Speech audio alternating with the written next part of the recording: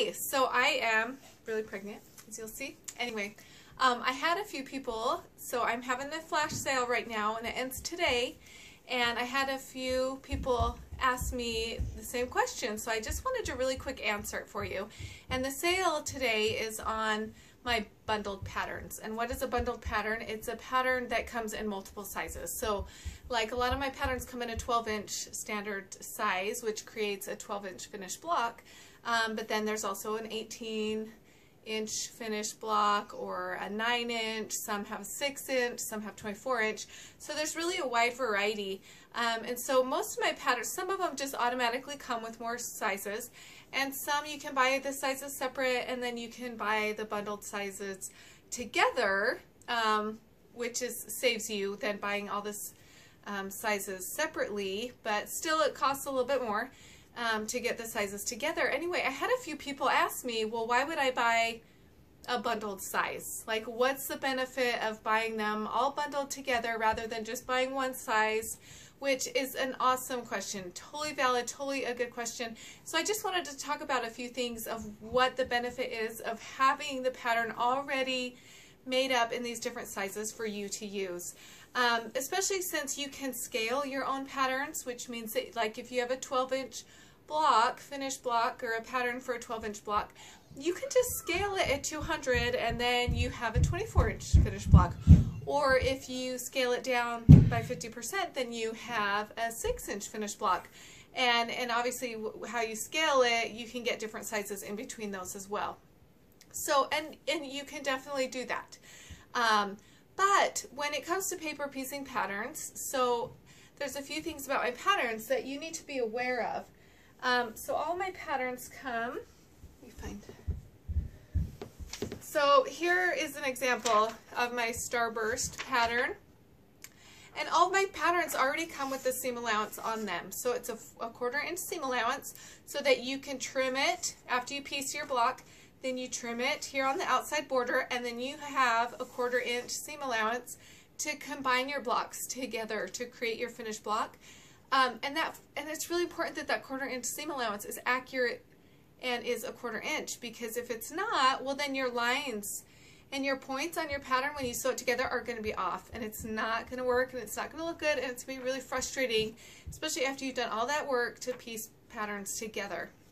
So when you scale a pattern, it changes that. That's not going to stay a 1/4 inch. If I make this block, this is for a 12-inch finished block. This is just a 1/4 of it, so 4 of these make a 12-inch block. If I scale that up to say 24, or like I scale it 150% to make an 18-inch block, then that seam allowance is going to be a lot bigger, which is fine because then you can easily just trim it down. So going up isn't as big of a deal, but if I scale this down to like a 6-inch or a 9-inch finished block, well, then that seam allowance is going to shrink. And so then you have to go through and you have to redraw that seam allowance before you start piecing. Otherwise, your fabric might not cover enough. And then when you go to trim it and create a 1/4 inch, you might have spots where your fabric doesn't go far enough over the edge. And that can cause a lot of problems. And even if you do redraw it and retrace that before you start piecing, that's still a lot of work, especially if you have a big project. So having that already sized and the seam allowance is already checked and double checked for accuracy saves you a lot of work, and then it ups your possibilities for what you make with it when you have more than one size, and I'll talk about that in just a minute. The other thing is a lot of my patterns come with cutting templates, and it's just the same thing. When you scale the pattern, then the cutting template, this allowance over here is going to be different, and it might not be accurate. And especially if you want a fussy cut, which is so much fun and really can take your project to the next level, to fussy cut, you just cut out the center of this cutting template, and then it has a perfect little window to place over your fabric, and you can, anyway, that didn't show you anything, but then you can use it as a window for fussy cutting. But if you scale it and you don't redraw those lines, then it can be off, and you can end up with a piece of fabric that's way too big or a piece of fabric that's way too small, and then you just wasted your fabric. So when you scale, it takes more work. So basically it just makes it a little harder, which is totally doable. I'm not saying it's not doable, it is. But just having the different sizes, that's just one benefit of it. Now, why would you want different sizes of a block? Because it really expands the possibilities of what you can make. So if you look behind me, I have a 6-inch, this is a 6-inch stargazing block, and it's really dirty because this is my mug rug that I use by my computer, and it probably has chocolate on it and water like stains, I don't know. Anyway, it's very loved and I love it. I love 6-inch blocks for mug rugs. It's my new favorite size for mug rugs, and it's just cute and pretty. So 6-inch is great for little quick projects. This is a 9-inch block. Beautiful mini quilt if you want a mini quilt that's not too big. Another thing you can do with this is you can put get more than one 9-inch block and put together for a beautiful mini quilt that, here's the 9-inch block right here, but then when you put 4 together, it makes a beautiful mini quilt that's not too big, but it makes the design more intricate than, say, if you just have one block. So here's another example of using a 9-inch block to create a mini quilt. And see how, like, so this section, if I fold it, so there is basically your 9-inch block, but then see all the different designs that come out because you put more than one together. And so just like if you're going to do a swap or you want to make a pillow, it's having the smaller block size is a really fun way to expand the possibilities of your design and what you do with it.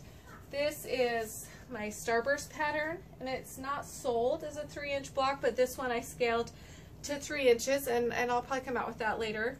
But this option, but then, so this is the 3-inch block, and then I just used it to repeat the design out, which I think is a really fun way, just another fun option. And I couldn't do this.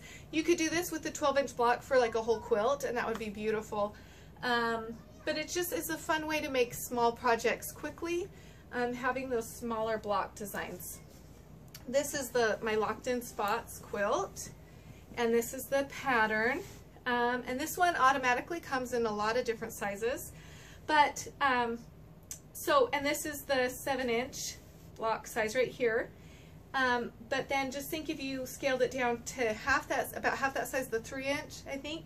And so you just had a bunch of these and you just made a pretty little pillow. Just using this block where it's the full block, like if you had 3 by 3,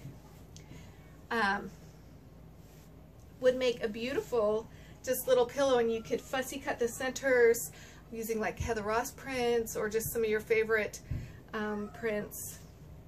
Novelty prints would be pretty in the center. And anyway, so there's just more options for going small. So then you see the 9-inch, here's a 12-inch, which was wrinkly, but just to compare sizes and what those compare. This is the 18-inch. This is my original desk, and then this is the 24-inch desk. These are sold together. Not this with these squares, that's not available, but this is in both the sizes. So you can see, like, if you want a mini quilt, this could almost be its own baby quilt. Add some borders, make it a little bigger. Okay, I have to calm the children. Anyway, so yeah, so here's an example of the 18-inch and the 24-inch patterns, which this one I'm currently hand quilting, so it's in the frame. And then here's an example too of like the 12-inch versus the 24-inch. So say you want to do a big quilt and you have the 12-inch pattern, you would need 4 of these blocks for every one 24-inch quilt. So when it comes to paper piecing an entire quilt takes a long time and is a lot of work, but you can use a bigger block, and yes, it changes the design. Maybe you want the smaller one, which is great, and can be very beautiful, but sometimes it's like fun to have a humongous block and then have a quilt full of these huge blocks, which don't take as long, but you can still just have this amazing huge quilt with not, and still have a lot of different blocks. So this is my Celestial Star pattern, and this one is the simplest Celestial. So you can see how the scaling options look. I just wanted to show you how they compare to each other, but then show you some different options so of what you can do with them and why it's beneficial. So yeah, I think that's all I was going to say, but if you have any more questions, please let me know. And also, the bundled patterns are a little more expensive, but just for today is the last day, they're discounted. The price is already reduced 20%, and if you're in my newsletter, then you get an extra 20% off. You get an extra coupon that you can double dip and use on top of the sale, which then really, I think for the most part, they're only about the same price, maybe $2 or a few dollars more than if you just buy the single size. But then you get all the added benefits of having the different options, the possibility options, without having to do all the extra work to resize them and make sure they're accurate, make sure you print them at the correct size, that they're all consistent. You accidentally didn't scale some different. Anyway, just when you start messing with that, it can add more work and sometimes more issues, which happen anyway sometimes. But anyway, I hope that answers your questions, and if you have any more, just shoot me an email and let me know. And thanks for watching, and of course, happy quilting and happy creating.